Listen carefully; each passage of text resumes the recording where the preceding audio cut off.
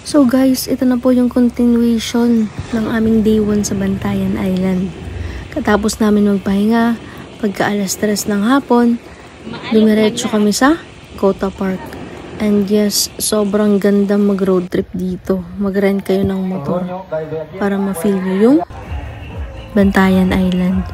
So, andito na po kami sa Madridejos. Ito po yung pinakamalayong pinuntahan namin na nagmotor kami. At yan, malawak po yung park na to. Maraming spots na pwede yung picturean.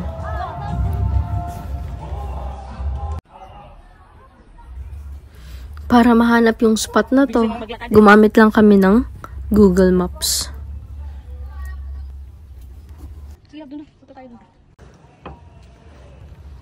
At ayan po, may boardwalk sila. Napakaganda dito mag-picture. At yan, umakyat na kami at ang ganda ng view sa taas. So, tara na! At tumagal po kami dito dahil hinintay namin yung sunset. So, this is the best spot for sunset